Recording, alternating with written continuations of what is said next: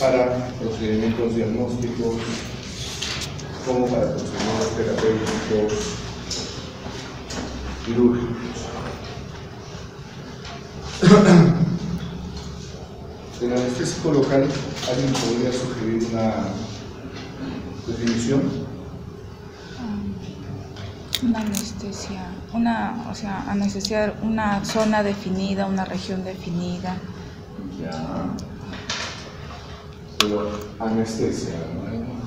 Pérdida de la sensibilidad dolorosa. Básicamente van a ser fármacos que van a bloquear la sensibilidad dolorosa de manera local o regional.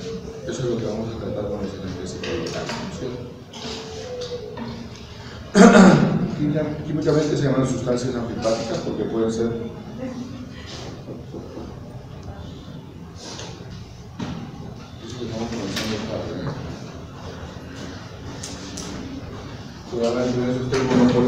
termopolar, una cadena intermedia, ¿no? Y un sitio de unión un extremo de unión. El extremo polar hidrofílico, el extremo monopolar hidrofílico. Y de esta estructura química van a devenir algunas de las características de los anestésicos locales. ¿No? El grupo hidrofílico son aminas terciarias derivadas del amonio, tienen pobre solubilidad y su función es asociarse a los canales del sodio. Los anestésicos locales van a actuar directamente sobre los canales del sodio, que son los que van a activar el potencial de acción, son los que van a producir la despolarización y por lo tanto la transmisión del impulso sensorial doloroso, sensitivo doloroso, ¿no? Entonces, al bloquear al unirse acá, es que va a ejercer su acción. La cadena intermedia tiene de 3 a 7 carbonos, teniendo 3, cuando tienen 3 carbonos tienen menos potencia y cuando tienen 7 carbonos tienen más potencia. Y el número de carbonos está en proporción al peso atómico, al peso molecular. Los de menor peso molecular tienen menor función y los de mayor peso molecular tendrán mayor función. Y el lugar de unión que va a determinar la naturaleza éster o amida del anestésico local. Actualmente utilizamos más los anestésicos locales de tipo amídico. ¿Por qué no los de tipo éster? Porque los anestésicos locales de tipo éster van a estar mayormente asociados a reacciones alérgicas producidas por su metabolismo.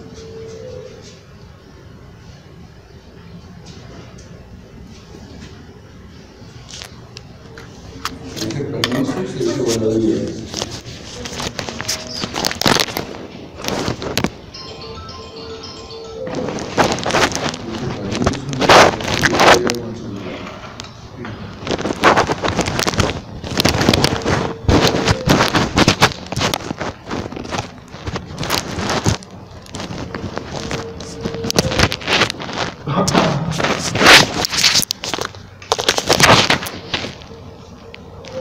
Ahora,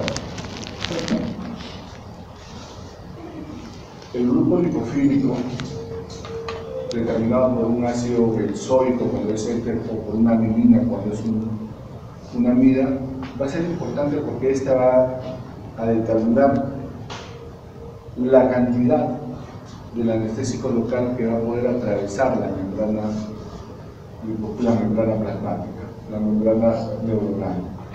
Sabemos que las membranas normalmente son una capa con alto contenido lipídico y más aún las membranas a nivel del sistema nervioso central, las células a nivel del sistema nervioso central tienen un gran contenido de fosfolípidos.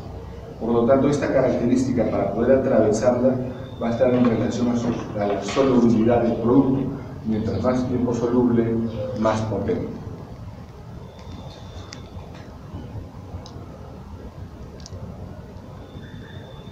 Les decía que se clasifican en tipo ésteres y tipo amidas.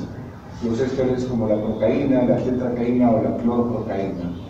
Y las amigas de lidocaína, metilocaína, bupivacaína, levobupivacaína, prilocaína, lidocaína y ropivacaína son las que tenemos hasta ahora, ¿no? Gramaticalmente son fáciles de distinguirlas debido a su naturaleza.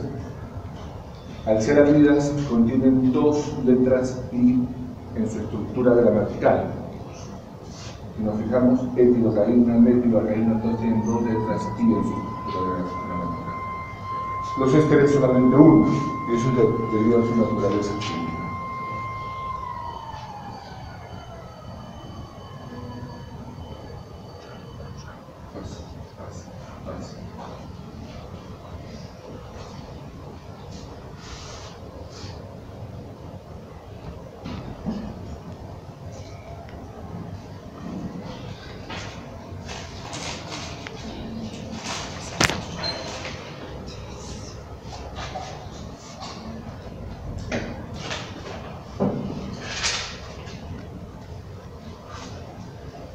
Hemos hablado de la liposolubilidad, ¿no? Que es importante para atravesar la capa lipídica de la membrana celular y está compuesta por el anillo aromático que puede ser pues una mielina o un ácido benzoico, según habíamos mencionado. La unión a proteínas en los anestésicos locales propiamente no es importante. ¿Me explico? Cuando nosotros consumimos un alimento por la vía oral o por la vía endovenosa, es importante la unión a proteínas porque va a determinar una mayor vida media y por lo tanto la duración del efecto. Muy bien. El anestésico local yo muchas veces no voy a querer que se absorba. Voy a querer que actúe localmente a nivel de repente donde hay un corte, una sutura, yo no voy a querer que se absorba. Yo voy a querer que dure más tiempo en el sitio de acción y que se absorba lo menos posible. Que se absorba lo menos posible porque no es el efecto sistémico el que tiene. No es porque a mayor cantidad del anestésico local en la sangre, mayor cantidad de reacciones adversas. Entonces yo no pretendo que se absorba. Pero sí la unión a proteínas, ¿no?, tiene correlación con la duración del efecto, pese a que no se absorbe. Mientras más alta su unión a proteínas, también la duración del efecto será más prolongada. Pero esto tiene mayor importancia cuando se absorbe para las reacciones adversas o para fármacos que querramos utilizarlo de manera sistémica. Y así tenemos que los que tienen mayor concentración, como la bupi, la ropi y la levobupivacaína, tienen duraciones más largas, lo que permitiría hacer procedimientos más prolongados o tener reacciones adversas más prolongadas también.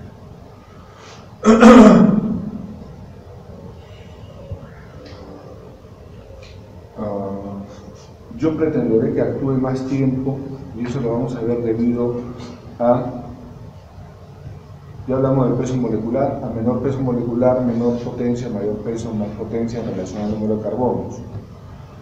Y lo que quería hablar era de la propiedad vasoactiva inherente. Todos los anestésicos locales, prácticamente todos, tienen una propiedad vasodilatadora, es un vasodilatador.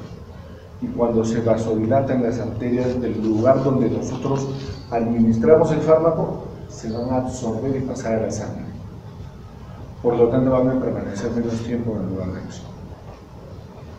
Quiere decir que a mayor vasodilatación del fármaco, menor acción sobre el lugar de acción. Y pasa más a la sangre, mayor el riesgo de reacciones adversas. ¿Qué fármaco escapa a este grupo, a esta propiedad vasodilatadora intrínseca de los anestésicos locales? Fundamentalmente la cocaína. La cocaína es un anestésico local con actividad vasoconstrictora. Por lo tanto, permanece más tiempo en acción. ¿Cómo nosotros hacemos para tratar de modificar esto?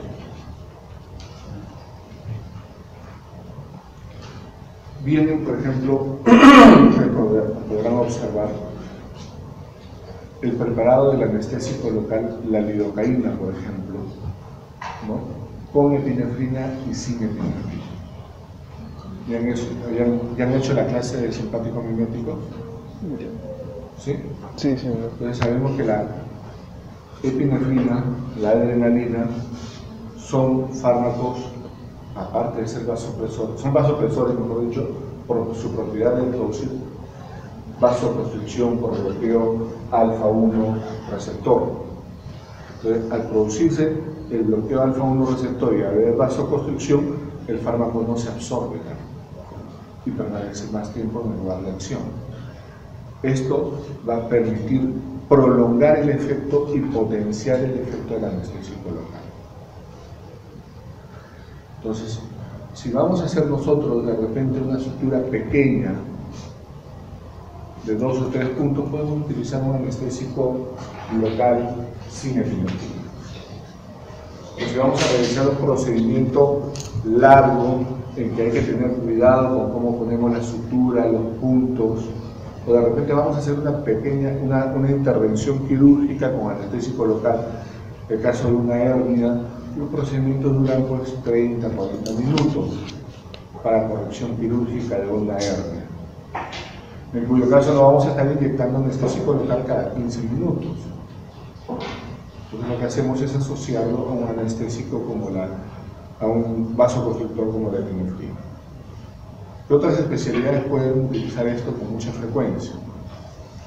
Fundamentalmente utilizan dos. Por ejemplo, los oftalmólogos. Los oftalmólogos trabajan en pequeñas cavidades, ¿no es cierto? En pequeños espacios. Ahora imagínense que haya un pequeño sangrado. Una gotita de sangre nos puede tapar todo el campo quirúrgico. Entonces, usamos el anestésico local asociado a vasoconstrictor, eso va a permitir que el paciente sangre menos para poder operar. Caso número 2. Los cirujanos estéticos, sobre todo cuando hacen las cirugías para el lifting facial, borrar las arrugas de las damas, y ahora también de los varones también van mucho, ¿no? Entonces, para poder realizar estos procedimientos, el anestésico local lo asocian con cantidades bastante altas de vasoconstrictores, para que la piel pueda quedar bien turgente y sin ningún hematoma para que no malogre la cirugía. Pero los cirujanos estéticos también usan mucho esta asociación, por citar dos de los ejemplos más frecuentes. Otro ejemplo frecuente son los odontólogos, ¿no? El odontólogo con su capuchito de anestésico local pretenden hacer pues una curación que a veces le pueda durar 30 o 40 minutos sin someterlo a un paciente el problema de estarlo nuevamente punzando para administrar el anestésico local. Y tenemos 3 características importantes. El periodo de latencia, la potencia y la duración.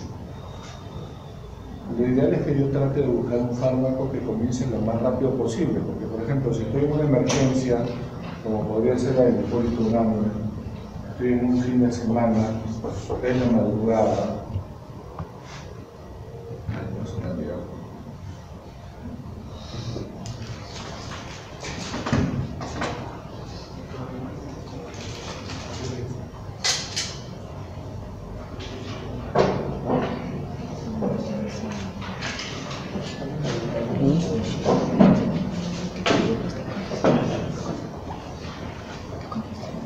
¿Quién? ¿Así? Yo veo caminando desde la calle, ¿no?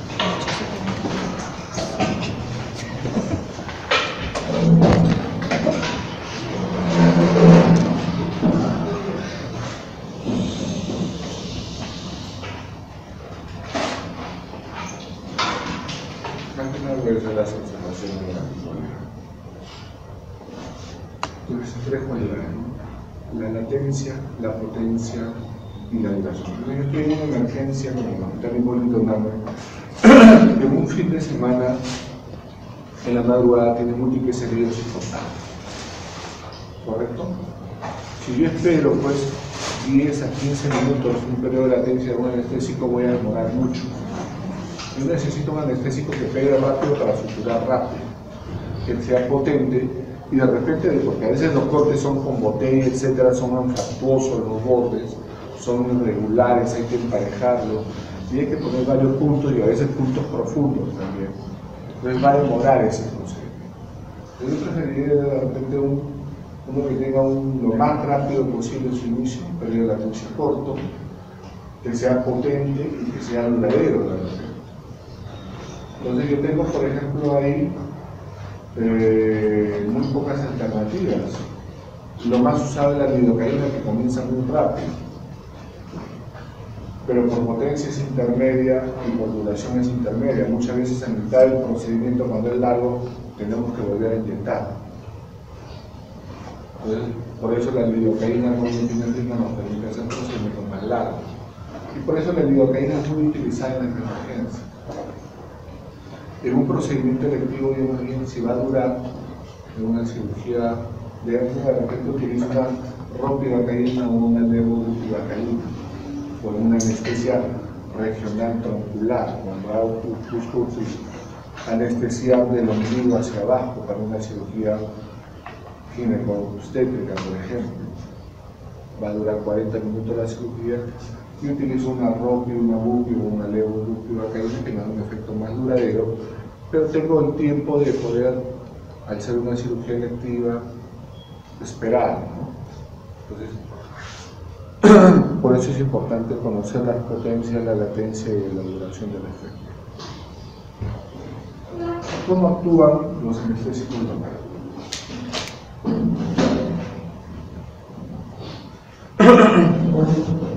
Esto nos permite entender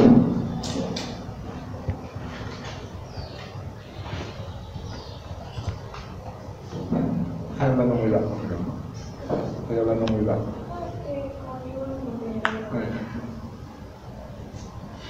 Bueno. Nos va a permitir entender cómo actúa. Y el cómo actúan ahora las drogas, buscamos su efecto en lo molecular, en lo iónico. Tenemos los canales de sodio, que son los responsables de la fase 0 del potencial de acción, que van a permitir que ingrese el sodio a través de ellos. Al ingresar el sodio a la célula se va a despolarizar. Esa es la fase 0 del potencial de acción.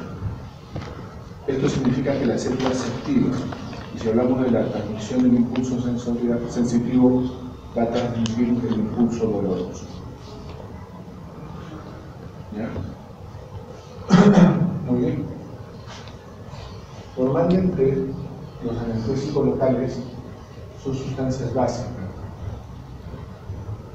que pasan liberando el hidrógeno, van a pasar la barrera, la membrana celular, dentro de ella, dentro de la célula neuronal, se van a unir nuevamente a un hidrógeno, se van a protonar, y al estar protonadas van a ingresar por la parte interna del canal de sodio y se van a ligar al canal de sodio,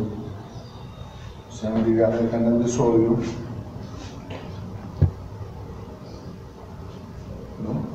El anillo aromático se va a unir al extremo interno, a la subunidad Y del canal de sodio.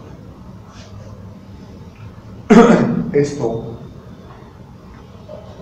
va a hacer que no se produzca el potencial de acción. ¿En qué momento ocurre esto? En qué momento se une a esto. Y se va a unir en dos estados, ¿no? Se va a unir en dos estados. Fundamentalmente, el canal de sodio estará cerrado, se abre y luego se va a inactivar, que no es igual que cuando está cerrado. Porque tiene dos dominios, un dominio externo que va a ser tiempo depende del tributario interno, que es voltaje dependiente. Cuando está inactivo, se va a cerrar el dominio externo y será cuando está inactivo, previo a pasar al estado de reposo. Cuando se equiparan los potenciales, digamos así, se va a cerrar el dominio interno. Bueno. El anestésico local va a unirse cuando el canal está abierto o cuando el canal está inactivo. Va a cerrarse el canal, va a pasar a su estado de reposo y lo va a mantener en ese estado.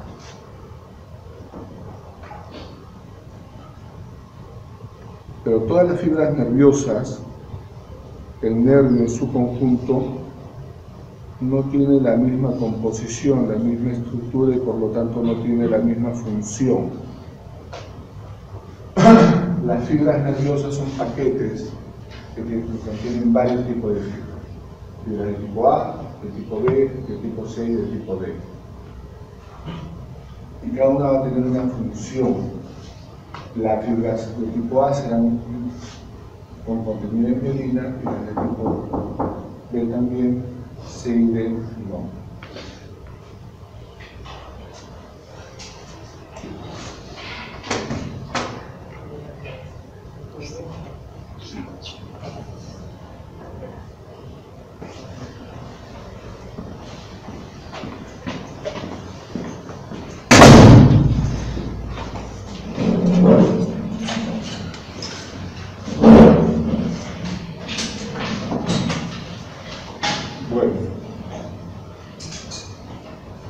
Podemos observar que las fibras de tipo D y las fibras de tipo A del subtipo delta van a ser las responsables del dolor, del tacto y de la temperatura. Y por lo tanto, estas son las que buscamos bloquear preferentemente. Pero el bloqueo no va a ser solo de estas fibras. El anestésico local finalmente también va a bloquear la función motora. Si nosotros tenemos es que la fibra se va a ir bloqueando de la B, la C, la B, la beta en este sentido. El bloqueo va a ser gradual y progresivo. Mientras más alta la concentración, mayor el bloqueo de todas las funciones. Mientras más profundo, mayor el bloqueo de todas las funciones y mayor el territorio probablemente que se haya bloqueado. ¿Cómo se transmite esto en la vida diaria? Cuando nosotros vamos al odontólogo, por ejemplo, nos colocan un anestésico, muchas veces lo primero que ve el anestesiólogo es ver si hay dolor para comenzar el procedimiento. Punto. ¿Ya? ¿Sientes algo? No.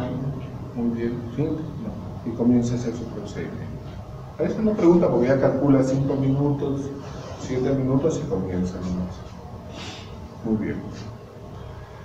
Pero si la anestesia ha sido una anestesia más o menos alta, nosotros cuando terminamos no solamente nos sentimos, muchas veces nos sentimos acartonados, muchas veces incluso a veces no podemos tener una dicción adecuada y muchas veces incluso nos mordemos al hablar.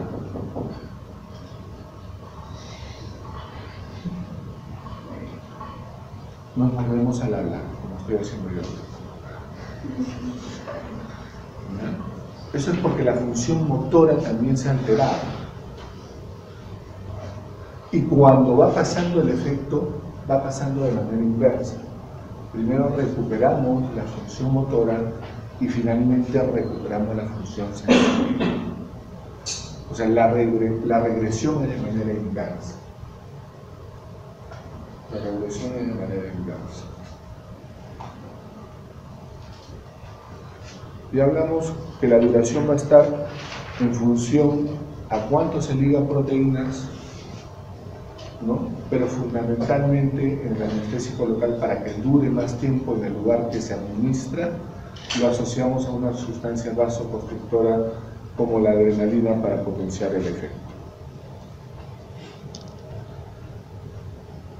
Y acá viene la diferencia entre ésteres y amida para el tema de por qué utilizamos más las amidas que los ésteres.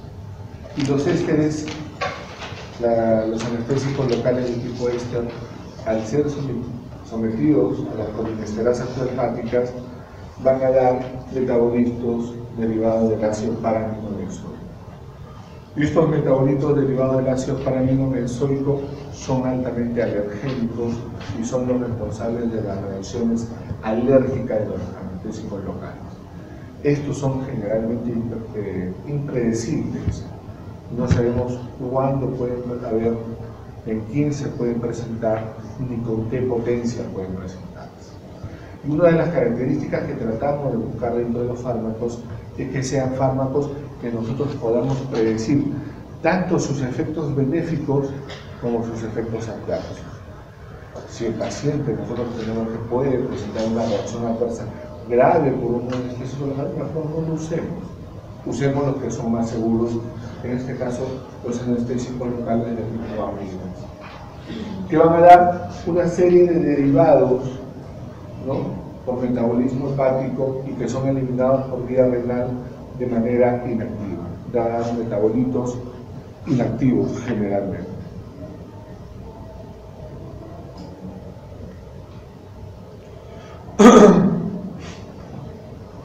Las amidas, al metabolizarse en el hígado, y cuando el flujo sanguíneo está alterado, pueden alterarse.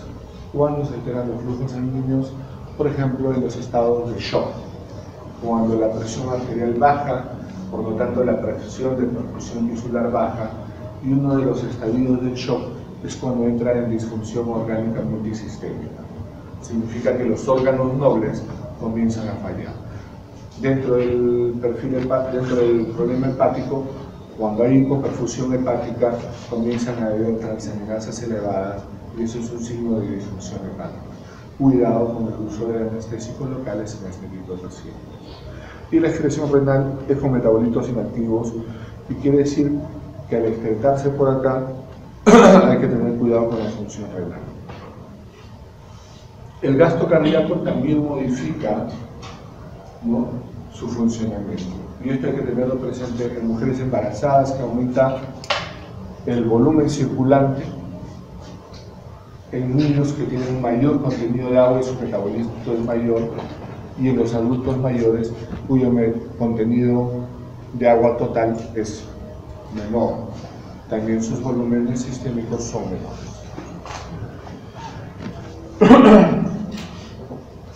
Y le decía que la toxicidad sistémica está en relación directa a la concentración sanguínea del fármaco. Porque cuando pasa la sangre del fármaco, el anestésico local, que no es lo que buscamos idealmente, les repito, ¿no?, va a distribuirse por todo el cuerpo, pero fundamentalmente al pasar por el sistema nervioso central van a producir toxicidad en el sistema nervioso central, que son las causas graves de complicaciones, y las vemos en rojo, y que son las que van a matar al paciente. De manera creciente se va a producir adormecimiento, zumbidos, sabor metálico, alteraciones visuales, discromatopsias, etc., inconsciencia, convulsiones, coma, paro respiratorio y finalmente depresión cardiovascular. Quiere decir que las funciones van a ir yendo hacia lo más primitivo del sistema nervioso central, hacia lo más medular, que regula las funciones vitales superiores, como son la respiración y la función cardiovascular, ¿no? Esto es cuando el efecto es sistémico. Existen dos eventos, ¿no?, que están relacionados a la administración a nivel raquídeo o epidural, ¿no? Cuando se coloca a nivel raquídeo, a veces por desbalance puede difundir el anestésico local hacia el sistema nervioso central. Por eso cuando uno da anestesia regional, el plano siempre es la cabeza más alta que los pies, para que no suba el anestésico local hacia el cerebro. de lo que se trata, ¿no? Pero puede ocurrir que suba el cambio de posición, etcétera, y puede haber cierta irritación neurológica en este tipo de pacientes. Lo otro es que para el manejo del dolor postoperatorio, para el manejo del dolor intraoperatorio, se colocan catéteres, ¿no? A nivel de la médula espinal, en la parte terminal donde comienza la cauda equina, la cola de caballo. Y esos catéteres van a estar ahí en contacto con la cola de caballo y la van a irritar y pueden producir dolor que en el postoperatorio puede presentarse y luego retirar también el catéter. Siempre el embarazo es una medida que debe estar dentro de las precauciones clínicas. El embarazo hay que tener cuidado. En el primer trimestre hay una desensibilización relativa a los anestésicos locales por acción de la progesterona. Y en cambio, en el tercer trimestre, más bien puede producir cierta disfunción en la mecánica del parto cuando se realizan los bloqueos para cervicales, para poder realizar estos. Usos terapéuticos pueden usarse de manera tópica, ¿no? Hay sprays de lidocaína, por ejemplo. Hay parches de lidocaína para el manejo del dolor crónico. Pacientes, por ejemplo, con neuralgias del trigémino, ¿no? Que son neuralgias sumamente dolorosas. Existen los parches de lidocaína que se colocan para bloquear el dolor, aparte de las terapéuticas. Las infiltrativas, por ejemplo, lo que realizan los odontólogos a través de funciones para poder bloquear y poder trabajar una determinada región. Las anestesias llamadas tronculares, raquídeas o tubulares, que buscarán bloquear regiones específicas amplias. La troncular la utilizan mucho para las cirugías traumatológicas, por ejemplo, los bloqueos para realizar cirugías en miembro superior. La raquídea espinal, que puede ser utilizada para cualquier cirugía infraumbilical. Para procedimientos diagnósticos, cuando introducimos casi cualquier sonda, ¿no? Colocamos sondas vesicales, ¿no? Cuando colocamos una sonda transesofágica, cuando vamos a realizar una endoscopía, el endoscopio se unta con anestésico local. Muchas veces primero va un spray, luego se unta con anestésico local para poder administrarlo, colocarlo y realizar el procedimiento diagnóstico.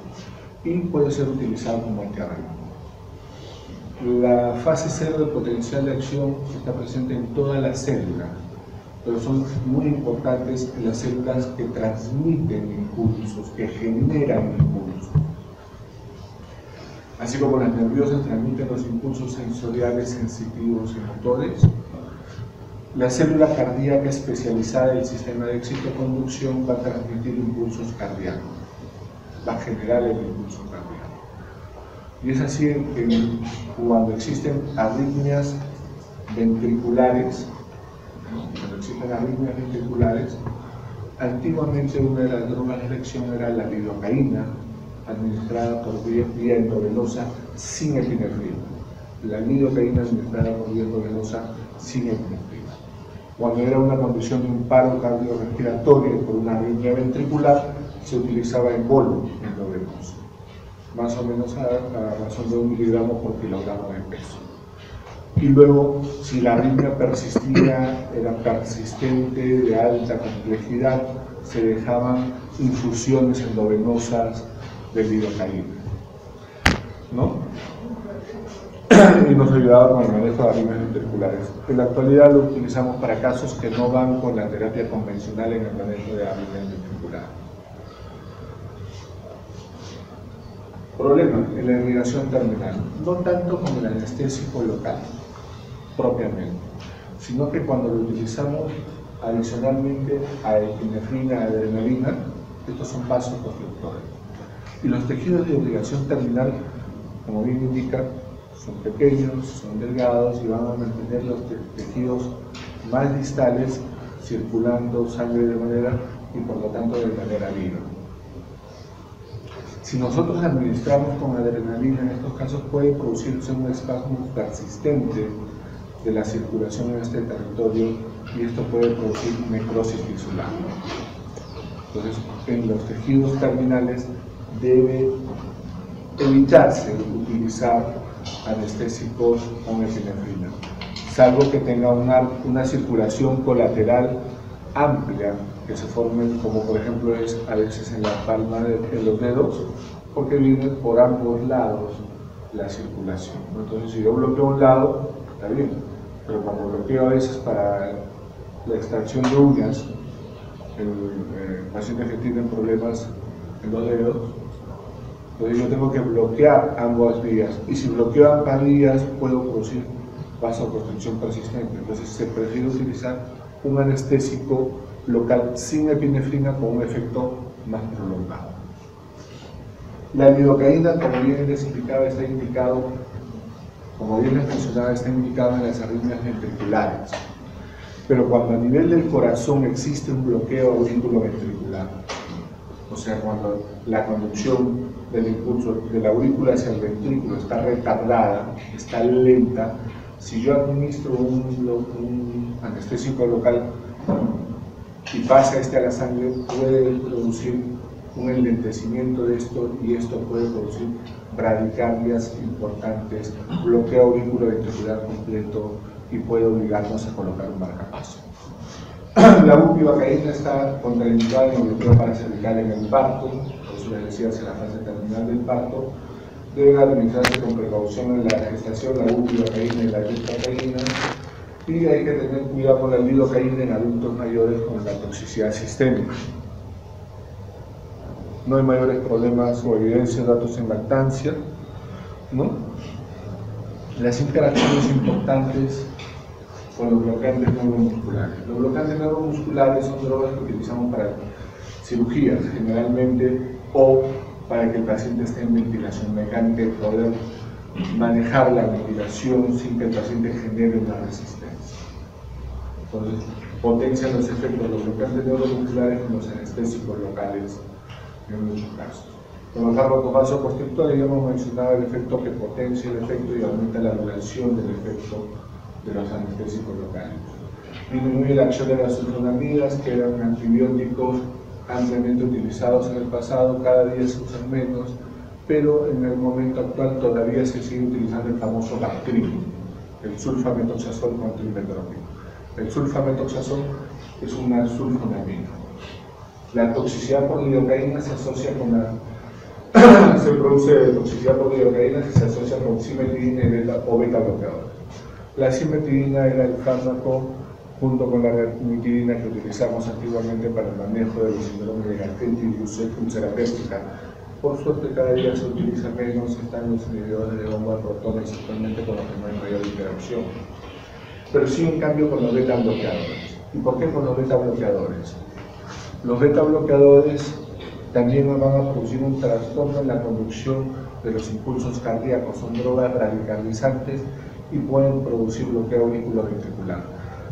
Junto con los anestésicos locales puede suceder que se potencien los efectos y hagan bradicardias significativas importantes o bloqueos auriculoventriculares importantes. La potencia de la actividad de otros antiarrítmicos, con cualquier antiarrítmico, sea independiente de la clase que sea, ¿no? La lidocaína, por ejemplo, por su acción sobre el bloqueo de los canales de sodio, está clasificada dentro del grupo 1 de los antiarrítmicos de la clasificación de Baumann-Williams. Entonces, hay que tener cuidado cuando se utilizan con otros antiarrítmicos. La bupivacaína con opioides actualmente se está utilizando en el manejo del dolor crónico en los pacientes post-operados, ¿no? Por ejemplo, las mujeres post-cesareadas dejan el catéter, ¿no? Y se administra bolos endovenosos alternados de bupivacaína con algún opioide que generalmente suelen ser fentanilo en el momento actual, que es un derivado opioide bastante mejor tolerado que la morfina, y la morfina produce muchas náuseas y vómitos. Como les decía, fentanilo y bupivacaína es la asociación más actualmente recomendada. Muy bien, hemos terminado, jóvenes. Ahora viene el momento incómodo para mí, ¿no? Ustedes ya son mayores de edad, Ustedes deben saber qué cosa hace.